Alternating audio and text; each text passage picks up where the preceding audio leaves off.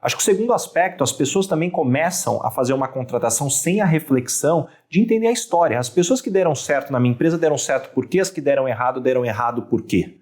O que eu tenho a oferecer para o mercado? A partir daí, eu consegui ter os elementos e as ferramentas. Eu acredito que uma boa contratação passa por uma boa entrevista, boas ferramentas e principalmente tirar referência. Tirar referência é um dos processos mais negligenciados.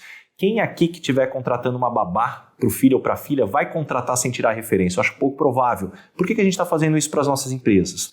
Só que isso é só 50% do sucesso. Os outros 50% está no onboarding. O onboarding é o processo mais negligenciado. 1 a cada 6 pessoas pensa em pedir demissão ou chegam a pedir demissão nos primeiros 90 dias de contratação. Só explica o que é o onboarding que o nosso está assistindo a gente. O onboarding é a integração. Quando você contrata alguém, você tem um plano de integração. E plano de integração não é aquele slide para falar o horário da empresa, como funciona o processo XYZ. Esse é o DP, só. Isso daí é a burocracia. Tanto, se a gente quiser aqui aprofundar um pouquinho mais do onboarding, um bom onboarding, ele leva 9 meses até você encaixar alguém. E hoje, por que é importante a gente falar de onboarding? Quando as pessoas ficavam 20, 25 anos na mesma empresa, se você demorasse 2 ou 3 anos para encaixar alguém, essa pessoa ainda teria 22 anos para te entregar resultado. Com as pessoas ficando cada vez menos tempo, se você não encaixar rápido, às vezes o que custou para contratar, treinar mais a pessoa dentro do onboarding, a pessoa sai antes de te devolver esse resultado, né, que é o retorno da contratação. Então, é extremamente estratégico. Então, contratação com o onboarding, a integração, são os 2 pontos fundamentais. Carlão, wrap up pra gente, a conclusão aqui pra gente fechar esse tema. Quase virando a folha. Não, alguns comentários só, eu gostei muito quando o Baza colocou a questão do D1 e D+1, né?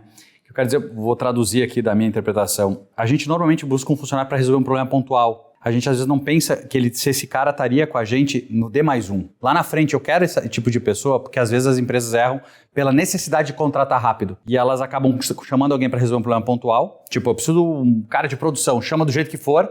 E aí começa o grande erro, porque essa pessoa ele não enxerga que vai estar lá na empresa do D+1.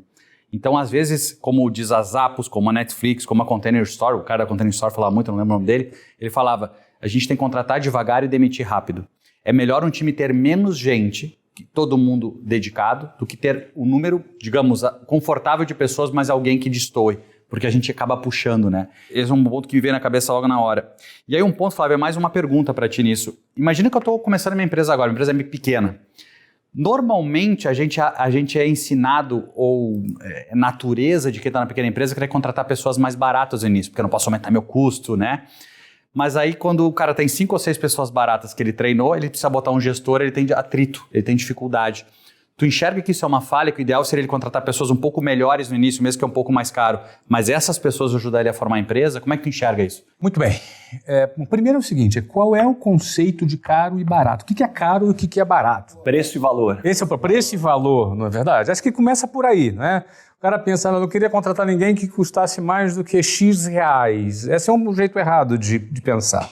A gente analisa o barato e o caro não pelo o valor do salário, mas sim pelo retorno que esse cara dá. Então, se você tem alguém que vai te dar muito retorno, não importa qual seja o salário dele, ele é muito barato. E se você tem alguém que não te dá nenhum retorno, e ele pode ganhar até menos, esse cara é muito caro. Então, o sentido do que é caro e barato tem que ser analisado do ponto de vista do resultado que esse cara te dá. Agora, no início da empresa, é muito bonita essa teoria, mas no início da empresa, o empresário, todo mundo aqui começou um negócio, às vezes está vendendo almoço para comprar janta, é um dito popular. Então, eu penso que ele precisa puxar esse trem, ele precisa ser a locomotiva para puxar os vagões. Ele precisa fazer, não tem jeito. Esse primeiro momento de um empreendedor é o momento da sobrevivência. Ele precisa se provar. Quando ele se prova e prova o negócio dele, ele começa a expandir aquela célulazinha dele. Ele é a primeira célula a ser multiplicada desse corpo que vai crescer. Quando ele começa a crescer, eu entendo que ele deveria ou deve, ali naquele grupo que ele tem, identificar um líder, alguém que ele vai investir nessa pessoa. Eu acho muito mais fácil, muito mais provável você formar alguém que está com você naquele primeiro momento do que você trazer alguém de fora. Nesse primeiro momento. Vão existir momentos que você necessariamente vai precisar trazer alguém já passou dos momentos mais críticos. críticos. Mas aí você passou daquele momento mais crítico, entendeu? E aí sempre pensando que o caro é o que não dá retorno e não é o preço do salário. E não vai estar contigo no D+1, né? Exatamente. Meus queridos, a gente vai encerrar essa etapa que agora a gente poderia falar sobre recrutamento e seleção por 10 dias seguidos aqui. É assunto, não estou exagerando não, tá? Isso aqui é assunto eterno. Eu vou encerrar essa etapa para a gente passar para a próxima etapa desse episódio, só fazendo um resumozinho do que eu considero que é interessante. E uma dica para você que tem o seu negócio. A contratação de uma pessoa não é algo que acontece, não é algo orgânico. O Baza aqui falou uma série de passos que você deve seguir, o Mário também se aprofundou, falou, a Carol deu exemplos interessantíssimos. O que eu diria para você, só para tentar resumir isso tudo, é importante, de uma frase que o Baza falou, é muito mais interessante você contratar a pessoa pelo sonho do que pela tarefa que ela é capaz de realizar. E é muito legal se essa pessoa identificar na tua empresa que ela pode realizar o sonho dela na sua empresa. Isso ela não vai perceber sozinha, você vai precisar vender isso. Você vai precisar mostrar isso. Talvez você mostre isso para 10 pessoas, para 15 pessoas, para 20 pessoas. E você vai perceber qual foi aquela pessoa que identificou que vai realizar mais o sonho dela dentro do seu negócio. Talvez ela tenha uma competência um pouquinho mais abaixo do que um outro candidato, mas a sua empresa é o campo fértil para ela realizar os sonhos dela. O que falta para ela, ela vai aprender com mais facilidade do que aquele cara que olhou o seu negócio e falou, eu não acredito nesse... Ele não disse, mas ele pensou, esse negócio eu não acredito muito nele. Eu não gostaria de estar nesse negócio daqui a 10 anos. Ele não disse, mas ele pensou isso. Mas ele tem a competência.